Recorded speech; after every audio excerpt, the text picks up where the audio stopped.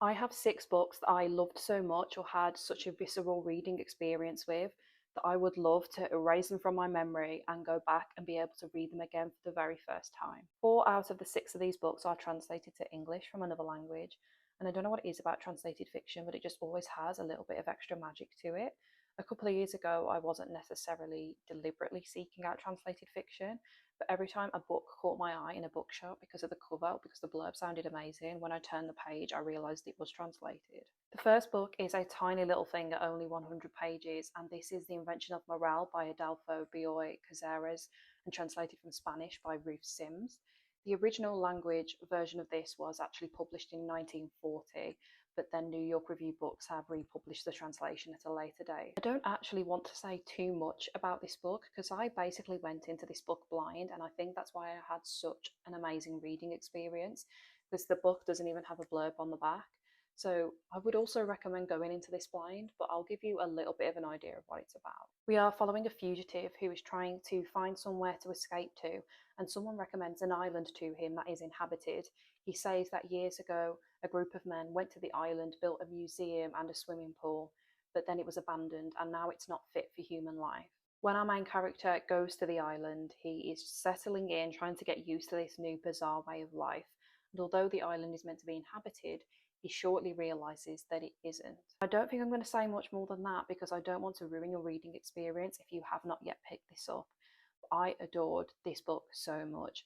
It's a book where when I finished it and closed the last page, I genuinely for real had to stare at the wall for like 5 minutes to comprehend what just happened. Every single little detail in this book is completely filled with mystery, and it makes you question what is the truth in the character's mind, what is the truth in my own interpretation of the book. On the back, it's compared to The Turn of the Screw and Philip K. Dick.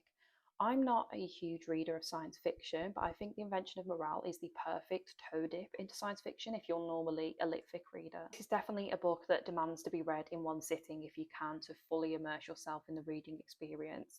I think if I had read this in little chunks, it definitely would not have taken the same effect on me. Although this book does lean more towards the side of bizarre and peculiar, it does also have some quite touching moments, elements of love and romance.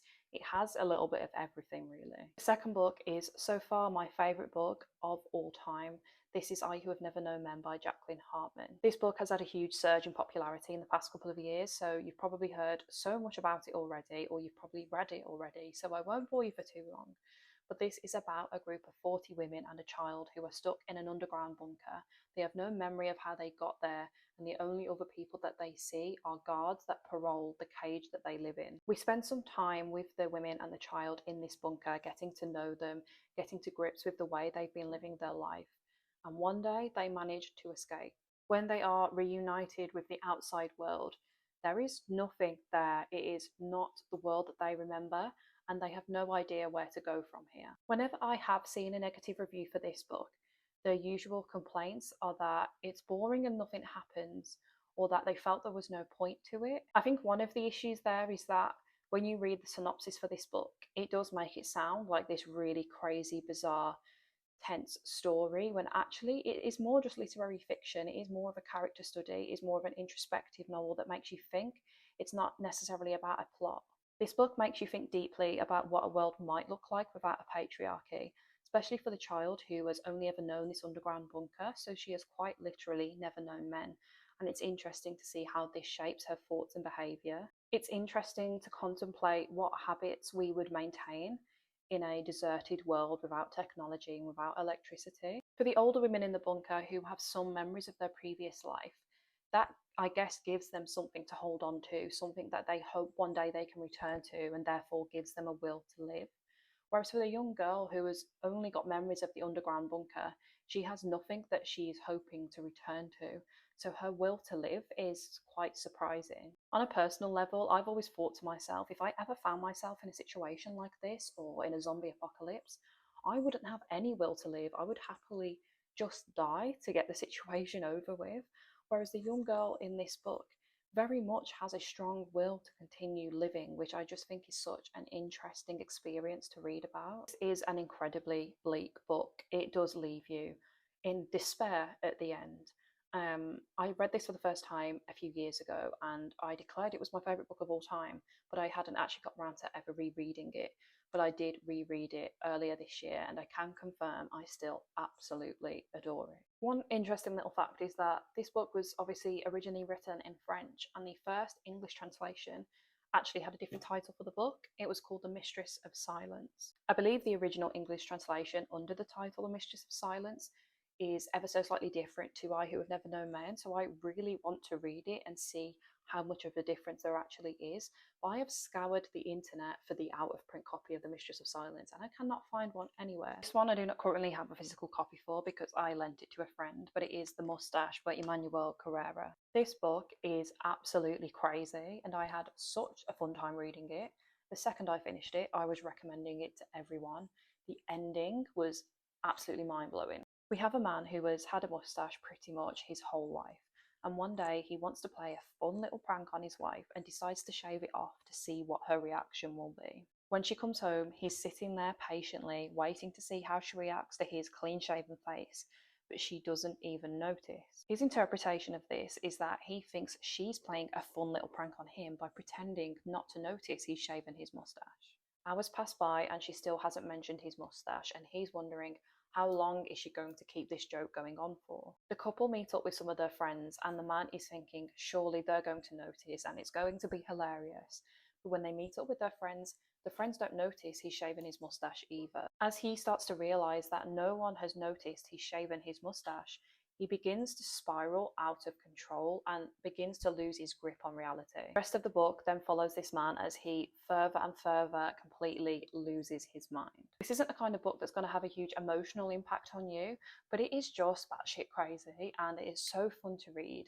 And it is such a whirlwind, especially it's fairly short. So if you read this in one sitting or over a weekend, it is such a wild experience. I remember I was finishing off this book whilst I was on a train home, and when I got to the kind of climax of the story at the end, I was just sat there like, what the hell? I immediately already wanted to go back and reread it. I feel like if you are in a bit of a reading slump and just want something short and snappy and a bit wild to entertain you, then this is one definitely worth picking up. This book kind of has two sides to it. It has the existential side that makes us think about what actually creates our identity, what elements of our life builds our identity, and what is important to that identity. And I feel like I resonated with this book a little bit because my red hair is a huge part of my identity. I've had red hair for 11 years now. So I think in a similar vein to him shaving his moustache, if I suddenly dyed my hair black and no one noticed, I think I would too completely lose my mind. But on the other side, it is also quite humorous and witty. I do read a lot of short story collections, but it's very rare one will make a favourites list or have a huge impact on me. But one of my favourite books that I read in 2023 is Out There by Kate Folk. This collection combines science fiction, horror, realism, all about us living in a digital age. It is very speculative and it is dystopian, and it is one of the only short story collections I've ever read where I loved every single story. If you enjoy the TV show Black Mirror, which I'm sure most of you probably do, I think you will absolutely love this short story collection. In the title story Out There, a fleet of fake men that are called blots are unleashed onto dating apps to try and con women out of their data. Another story follows a love triangle set in a medical ward for a mysterious bone melting disorder. And in another story, a void is very gradually obliterating the entire world. And we are in a world where when the void reaches you, whoever you are stood with is who you will spend eternity with. This collection is obviously about the advancement of technology and what it is doing to us and what it is doing to the world, what our futures might look like. But it is also more tender than that and is about how love and romance is affected by this and how humans are always longing for lives that they don't have or maybe never will have. There are always obviously going to be stories in a collection with storylines that you're more interested in than others, but Kate Folk just has such a compelling and captivating style of writing that even in the stories that you are less interested in, you're still having a brilliant time reading them. What I also love about this collection is that all the stories are a really good length. I hate when you have a short story collection and you have some stories that are 2 pages long and some stories that are 90 pages long. This is like the perfect format of a short story collection for me. And finally, we have Everything You Ever Wanted by Louisa Sommer. And you can probably tell from my track record in this video that I love speculative fiction, because this is another one of those. In this book, we have a young woman who is depressed. She is fed up of her job. She's fed up of wasting the hours of her life away in boring meetings, and she is longing for something more meaningful. She hears of a program called Life on Nyx, which gives you the opportunity to move to a new planet and have a more meaningful life. But there is one caveat, that if you go, you can never come back to Earth. Our main character inevitably takes up this offer and ends up living on the planet Nyx. And everyone who's living on this planet is being filmed, and it is being live streamed back to Earth for everyone to watch them and see what they get up to. But the problem is that daily life on the planet is actually just as boring as normal life on Earth. And eventually, everyone on Earth gets bored of watching the live stream, and the views keep dropping and dropping. Life on Nyx is sold as this utopia where you have no responsibilities. You have an endless library of books to read and endless activities to take part in. But our main character begins to realise that it really is not so different from her life on Earth.